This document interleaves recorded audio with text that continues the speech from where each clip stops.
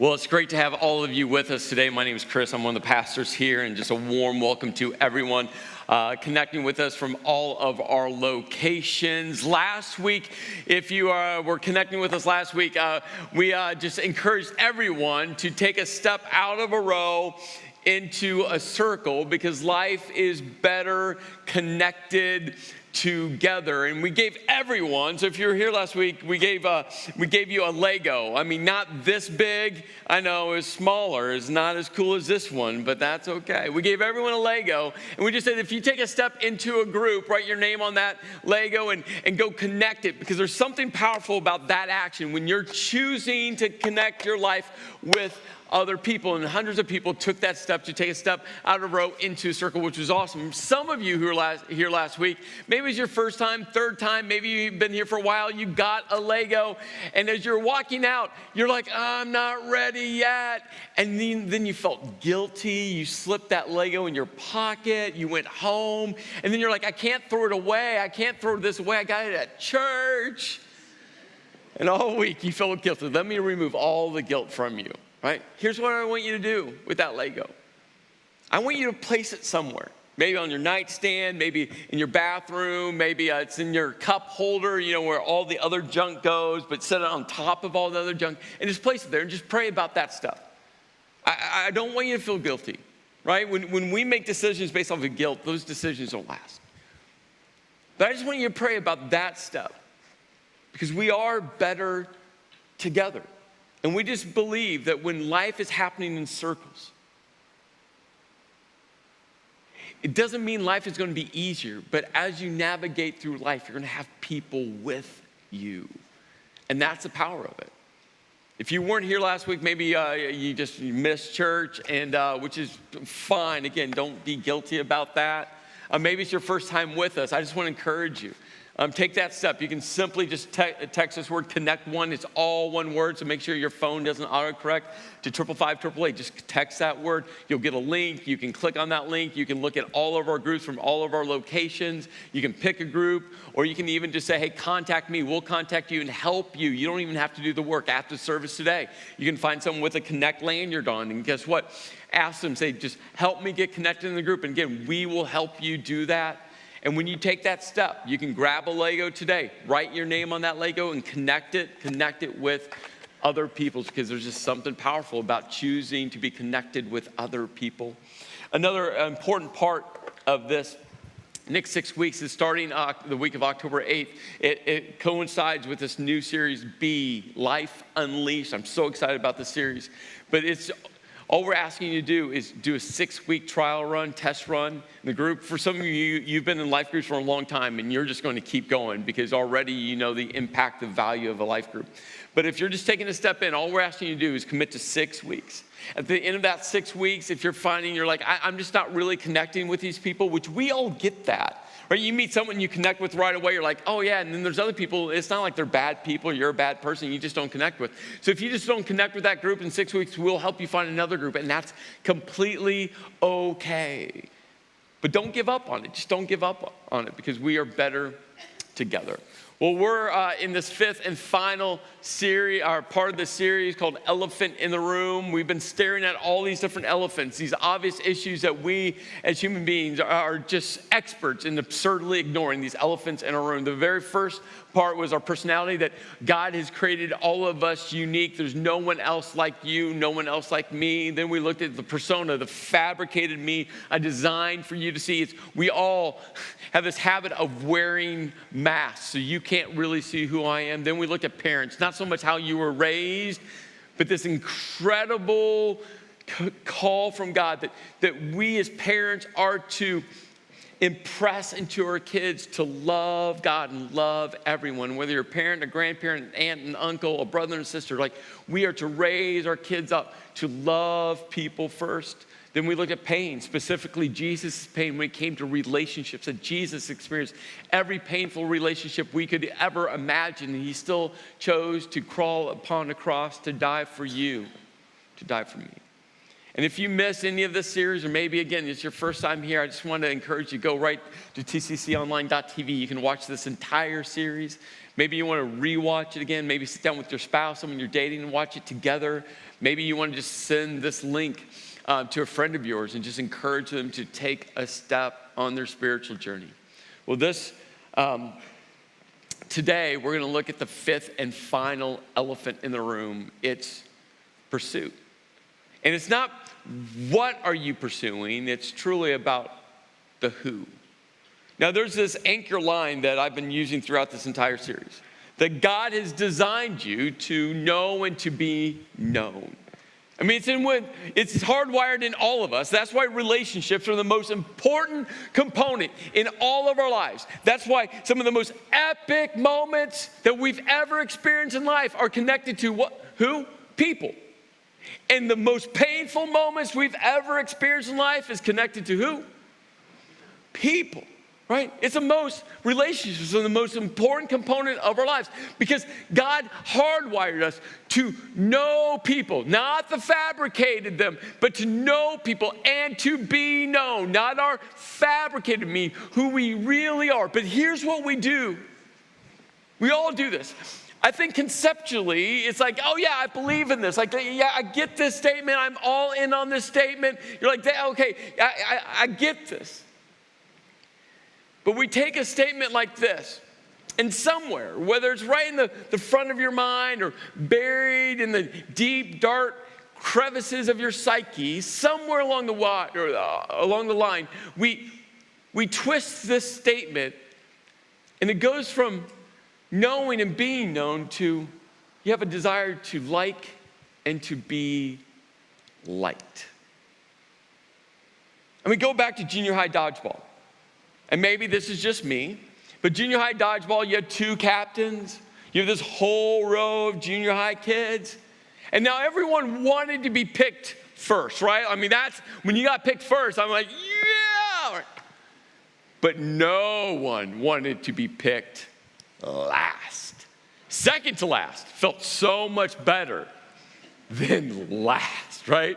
If you're second to last, you're like, and you're walking, you're strolling, you're kind of looking back, you're like, but you're last, right? Because the last person got picked. I mean, the person didn't even say their names. They're like, you, right? Like there's no name, hey, I pick you. It's like, I got stuck with you. There's something within all of us that wants to be picked, wants to be called, wants to be chosen, wants to be invited. There's something within all of us. And here's what happens. We go, yeah, we want to be known, but then we twist it to go, no, well, I really want to be liked. And once we start pursuing being liked, now we really don't want to be known because we're afraid that if we're really known, we won't be liked. And then we put on our mask because maybe they'll like the fabricated me I designed for you to see. And that's why who we pursue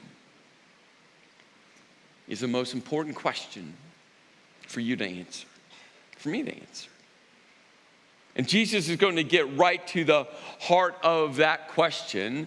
And we're going to find this story kind of unfold over this 24 to 36 hour period of time. And we actually are going to look right into John chapter 6. Now, it's the Gospel of John. It's the story of John. John was a real life human being. He was one of the 12 disciples. He was handpicked by Jesus to go on this 3-year epic journey. And years later, he writes the story of Jesus that he experienced. He lived out. And John's going to record for us 3 significant events all happening within this 24 to 36 hour period of time found in John chapter 6. Now, Jesus was an expert at taking props and teaching about props. Like he would look at the birds in the air and he goes, hey, there's birds in the air and God cares for every one of them, so he cares for you, right? And people are like, oh, there's birds. He used Lazarus as a prop. One day Lazarus is alive, and then Jesus allows him to die, and then Jesus raises him from the dead. I mean, Lazarus was like, oh, really, Jesus? You chose me as a prop. And Jesus was like, yeah, I chose you as a prop. That's not in the Bible, but it's in the Bible, right? He's like, yeah, I used you as a prop because Jesus wanted to paint this powerful picture of the resurrection and the dead stuff within us that God makes come alive. Powerful picture. Powerful picture. So in this 24 to 36 hour period of time, Jesus is going to use a very common everyday prop to teach such a powerful truth that would change the course of humanity.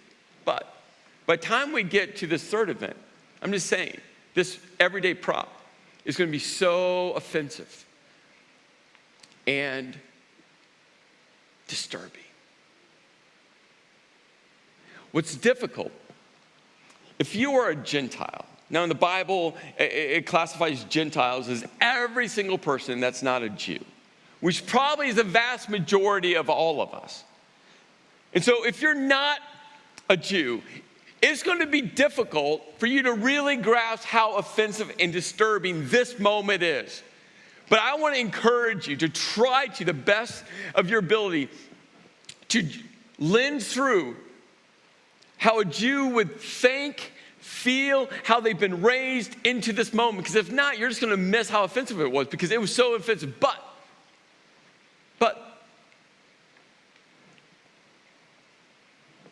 the truth that Jesus tells, again, is going to change the course of humanity. This week I was on a phone with a guy, and he was sharing with me what God's doing through his church. I get the opportunity to talk with other church leaders around the country, and I always love helping them because part of it is telling the story of Tri-County Church. And the story, you're all part of the story of Tri-County Church. And I love telling the story about what God's doing through all of our locations and all of these different communities. And as I share that story, they tell me their story, and I get encouraged and they're encouraged. And so I was talking with this guy, and in 2 years they've gone from just launching their first location. Now he has 4 locations, and God is just doing something remarkable within their community. But as he's telling his story, I asked him some questions about him to get to know him as a person. And so he tells me his story. I'm like, tell me about your spiritual journey. He goes, in high school, I named Jesus the subject of my life. I'm like, that's awesome, right? I'm celebrating. I'm like, that's so incredible. He was on his soccer team, high school soccer team, and through that, he named Jesus the subject of his life. I'm like, oh, that's so cool. And he goes, then my family had a funeral for me because I'm a Jew, and now I'm dead to them. And I went from like celebrating to going, man, when I named Jesus the subject of my life, it didn't cost me that. Couldn't imagine. I mean, his family literally had a funeral for him. But he said, you know what God's doing in me and through me is changing lives now. So I just want to encourage you, the best that you can. You're going to have to lens this entire teaching from Jesus through the eyes of a Jewish person. And it is that offensive and that disturbing. Well, the sun rose that day that began this 24 to 36 hour period of time. Jesus and the disciples, the 12 that he handpicked, were sitting, and all of a sudden Jesus saw this crowd of people coming towards him. Now, John tells us that there was around 5,000 people, but most experts think that was actually a very small number because 2,000 years ago, they would only count adult men.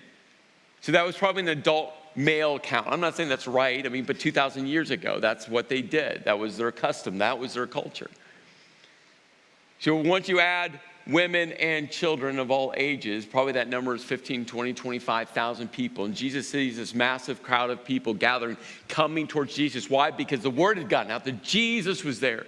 And here's what people knew at this point, that Jesus was healing sick people. And that's a felt need to this day, isn't it?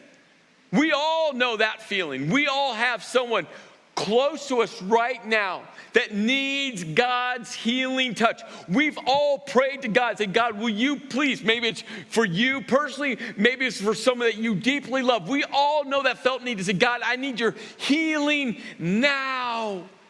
And if you heard Jesus was walking around healing people, I mean, you would travel as far as you could to go get a chance that just maybe Jesus will heal you, heal your loved one, right? We know that felt need. The thousands of people had heard Jesus was in the region. They're like, hey, Jesus is here. Maybe he will heal. Maybe he will heal me. Maybe he will heal my mom, my child, my husband. Maybe, just maybe. And so Jesus sees this crowd of people coming his way, and he looks at Philip. He goes, hey, Philip, we're going to have to feed these people lunch. Where shall we go get them some food? And Philip's seeing this crowd of people, again, thousands and thousands and thousands of people come. I mean, they're way off in the distance, and Philip's looking at this massive crowd of people. He's looking at Jesus going, and he literally says to Jesus, hey, Jesus, it would take us a half a year's worth of wages to give everyone not lunch, not an appetizer, not even a snack. He goes, a bite. He's like, come on, Jesus. Like, there's no way we can feed them. No way. At this point, Andrew, Peter's brother, comes up. He had grabbed a small boy who had his lunchbox, and he's like, hey, Jesus, we can take his lunch. And I could imagine the boy's like, my mom packed it for me. She told me not to share with strangers, right? Like this awkward moment where the boy's like, I just brought my lunch for the day. And he had some fish and some bread, and Jesus, at this point, had everyone sit. He blessed the fish and the bread, and everyone ate to have their fill. And when they were done, when everyone was full, there was 12 baskets of leftovers. I don't know if you grew up with leftovers. My family, we had leftover night once a week. Once a week was leftover night. My mom would open up the refrigerator. She would pull out all the Tupperware. You remember Tupperware? Not Rubbermaid, Tupperware.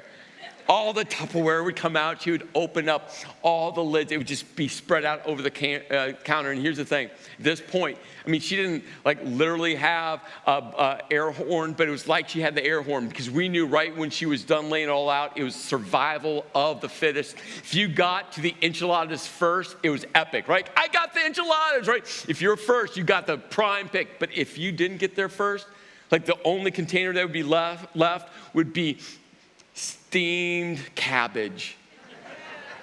It is that bad, by the way. I know, you all are like, that's disgusting. You know, my mom would take cabbage, cut it up, pour milk over it, and shove it in the microwave. I'm scarred to this day.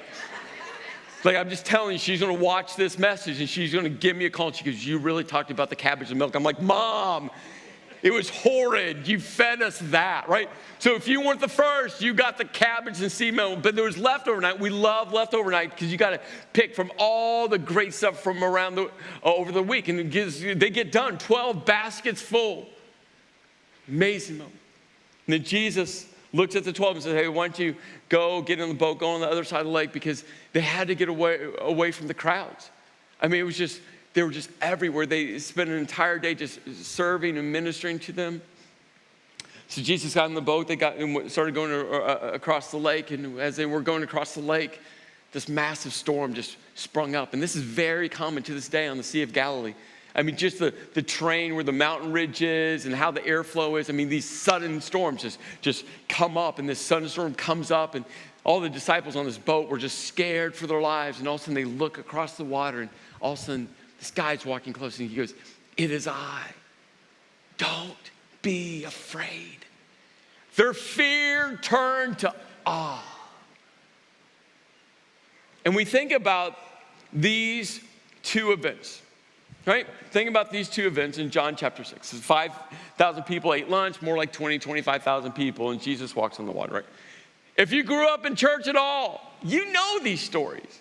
I mean, many of you could teach these stories. I mean, these are so common for kids' church, vacation Bible school, Sunday school, right? These two stories are taught all the time.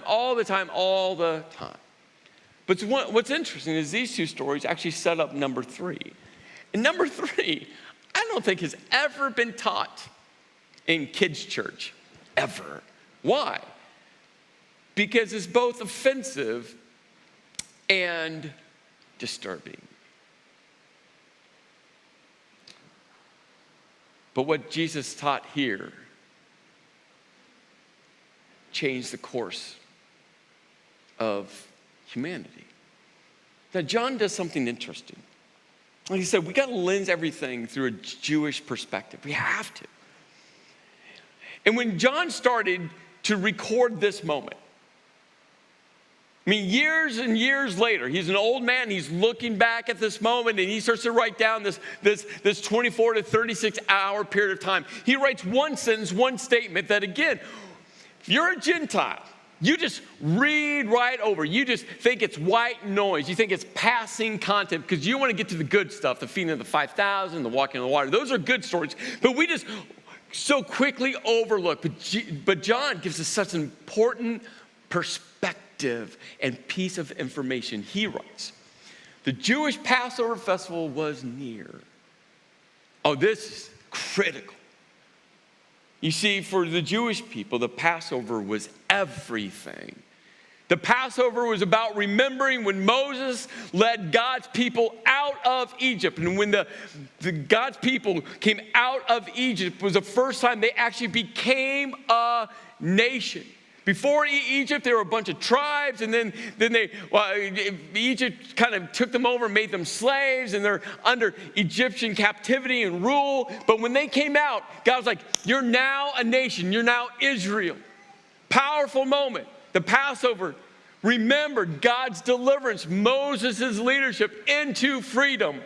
But yet there was this tension because they became a great nation with mighty kings. But then Assyria came in and took out the northern tribes, and then Babylon came in and took out the southern tribes. And since that point, they had been ruled by other nations.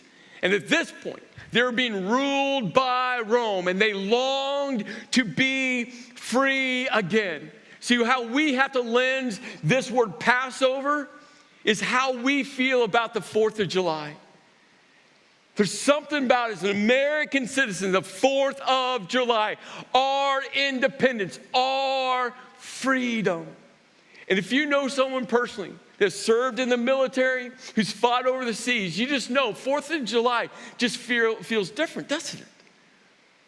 My dad would wear his Vietnam veteran hat all the time. And my girls growing up, over and over again, when we were out in public, they would see people walk up to my dad and just simply look at my dad in the eyes and say, thank you for serving this country. Thank you for fighting for our freedom. My girls witnessed that.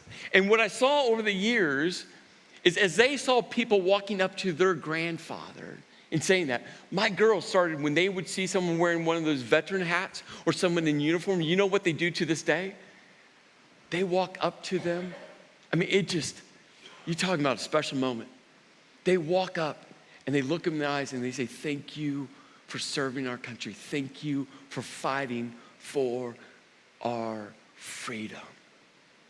Like there's something about the 4th of July, right? So when you read Passover, you got to think 4th of July, our independence, our freedom. And John goes, the Passover festival was near. The sun rose the next day. Jesus and the disciples had made their way to this small little fishing village called Capernaum. And the crowd of people heard that Jesus was there. They find Jesus. They come up to Jesus and they said, Rabbi, when did you get here? Such a benign question, but they were excited because they saw what Jesus did the day before, and they're excited for Jesus to be back. And Jesus kind of doesn't really answer their question. Jesus says, very truly, I tell you, when you see these words, very truly, this is like emphatically. This is I'm going to say something and you better not miss it. He says, very truly, I tell you, you are looking for me not because you saw the signs I performed, because you ate the loaves and had your fill. Jesus is like, this isn't about you thinking I did something supernatural. You got a free lunch yesterday. You're freeloading. you want another meal today. And so right away, he creates a little tension. But that wasn't the offensive or disturbing part. But Jesus knew what he had to teach on that day and what happened the 24 hours before all set up what he was going to teach within this moment. And Jesus said, do not work for food that spoils, but for food that endures to eternal life. And when they heard this word eternal life, they would all be shaking their heads because God-fearing Jews, they wanted eternal life. They wanted to spend heaven or eternity with God in heaven, right? They wanted eternal life. So they were all nodding their head. They kind of have a smile on their face. You probably heard a amen and a uh-huh. Like it was like that moment, like, yeah. And then Jesus goes, which? And they're with Jesus, but then Jesus is going to say something that they're just not going to be able to grasp. He goes, which? The Son of Man, which was Jesus' favorite title for himself, will give you, for on him, God the Father has placed his seal of approval. Now, Jesus said a lot here, but they kind of missed all of that. First of all, I don't think they really were grasping where Jesus was going. And besides all of that, they connected with one word, work. Because the Jewish faith was all about working to get to heaven, working to get eternity. I mean, part 3, when we looked at the parents, that elephant in the room, we looked at the Shema found in Deuteronomy chapter 6. And to this day, God-fearing Jews, every morning and every evening, they recite the Shema. It's part of their working to get to heaven. And God-fearing Jews were raised in households where you worked to get to heaven. You had to do all the right things, say all the right things, some 613 laws. I mean, they were just like, we got to really be good so we can get to heaven. And for some of you, you grew up in a house. Maybe it's a different faith construct than the Jewish faith, but it was a faith construct that said you better work to get to heaven. You better go to church enough times to get to heaven. You better pray enough times to get to heaven. You better read the Bible enough times to get to heaven. You better give enough money to get to heaven. I mean, and your entire religious upbringing was all about working to get to heaven. And that's why they asked this question. They looked at Jesus and said, what must we do to do the works God requires? Right? They're just keying in. I mean, Jesus, he's the Son of Man, and this other thing about a seal, and they're like, but no, what must we do? It's like they brought out their paper and their pen. We're like, okay, he's going to give us another list because we want to make sure that we do all the right things to get to heaven. And Jesus is like, I got him. And he says, the work of God is this, to believe in the one he has sent. And right now their minds are like, what? No, Jesus, we have to do. Jesus is like, no, believe. No, we have to check our boxes. No, you got to trust. No, Jesus, we were raised going to synagogue. I'm telling Jesus, no, there's things we have to write down. We want to check the boxes. Jesus is like, no, you got to have faith in the one he has sent. Well, the crowd comes back, and this is even, Jesus' disciples, they're not following where Jesus was going. I mean, they're sitting there kind of scratching their heads, and all of a sudden the crowd says, what sign then will you give that we may see it and believe you? They're like, come on, Jesus, if this is true, like you got to give us a sign. What will you do? What will you do, Jesus? And then they said, our ancestors ate the manna in the wilderness. What they're saying is, hey, Jesus, Moses gave us manna. You see, when the Israelites crossed the Red Sea, Moses was their leader. I mean, it was really God, but for Jewish people, God's here and Moses is right here. I mean, Moses is right there. And they're like, hey, Moses, yeah, God, but Moses fed us every morning for 40 years. Manna would cover the ground. And the experts believe that manna was like a coriander seed. They would cover the ground. They would gather enough up just for that day. No more for the next day, just for that day. They would take this manna and they would grind it up. They'd make a disc. They would fry it in olive oil. And it would be like a bread type of disc. 40 years, that's what they ate. And they're like, hey, Jesus, I mean, you fed us bread yesterday and it was good. But that was only one day, Jesus. Moses, 40 years. every morning, fed our ancestors, 40 years. Jesus, you got to do better than that. You got to do better than Moses. And they knew, like, but how could he do better than Moses?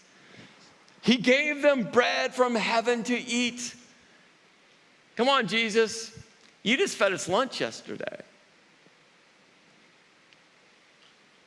And then Jesus takes a step in, and what he said is so offensive. He goes, very truly, emphatic. Very truly, I tell you, it is not Moses. And he sucked the air out of that space because now he's attacking Moses. Remember, Moses is right next to God. They put God number one, but Moses is right there. He's like, it's not Moses who's giving you the bread from heaven. What? But it's my Father who gives you the true, the real, the genuine bread from heaven. 4, the bread of God is a bread that comes down from heaven and gives life, eternal life, to the Jews. No. To the world. They're like, whoa. Not to the world, it's to us Jews. And eternal life is attached to bread? They didn't know how to respond. Jesus is attacking Moses. He's attacking Passover. He's attacking everything they've ever been taught. And they don't know what else to say, so they kind of eke out, sir, always give us this bread. And you can almost tell it's kind of a question. It's like, give us that bread. They didn't know what to say. And then Jesus just goes all offensive. He is just going right there. He goes, I am the bread of life. And whoever comes to me will never go hungry. And whoever believes in me will never be thirsty. Jesus is like, I'm that bread from heaven. Jesus is like, the manna, that filled your physical hunger. I'm talking about your spiritual hunger. Manna, 40 years. This bread is for eternity. And then Jesus doubles down and he says, for my Father's will is that everyone who looks to the Son and works, no. Do's, no. Checklist, no. Believes, trusts, has faith in him shall have eternal life. The belief leads to eternal life. And I will raise him up at the last day. And you know how the crowd responded? They all grumbled. They talked underneath their breath. They're like, no, this Jesus guy. Who does he think that he is? So Jesus just repeats himself. He looks at the crowd. They're grumbling. They're upset. And he goes, where's your ancestors? They ate all this manna in the wilderness. Where are they now? Dead? Yeah, that's what I thought. Because I'm the bread. And it leads to eternal life.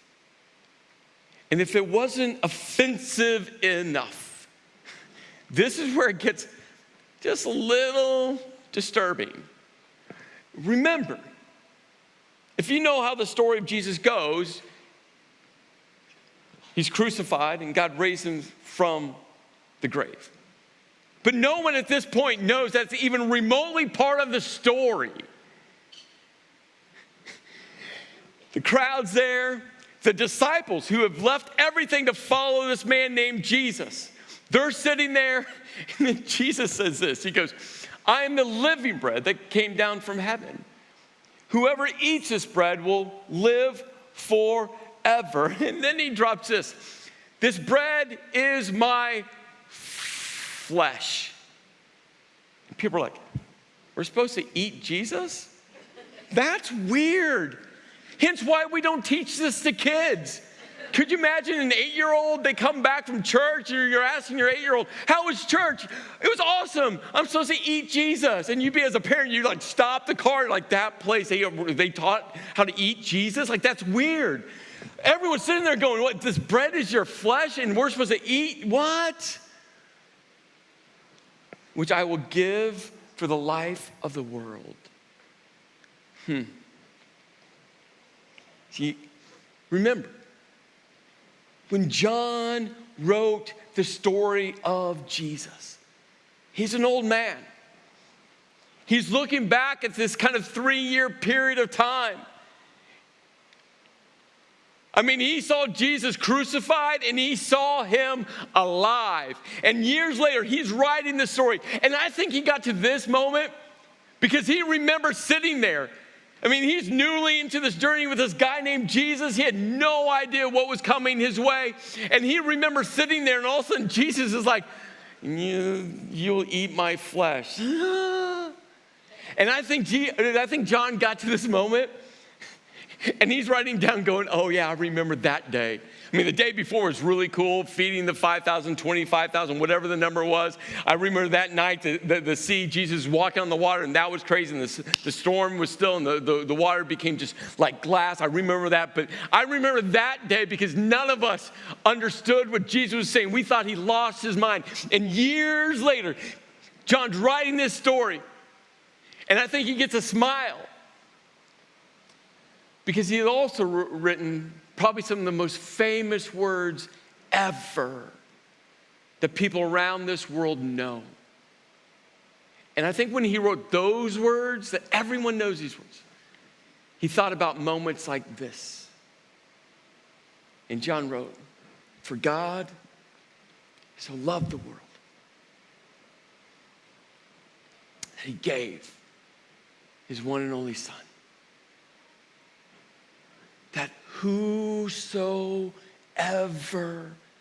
not just for the Jews, but for everyone, whoever believes, not works, not does, not the checklist, not goes to enough church, not prays all the right prayers. Whoever believes, whoever trusts, whoever has faith in him will never perish, but have eternal life. For God did not send his Son into this world to condemn the world, but to save the world through him." What was the most offensive and disturbing statement Jesus could ever utter was the hope for all mankind. You see, it's not about what you do. It's about who you pursue. Your significance must come from pursuing Jesus.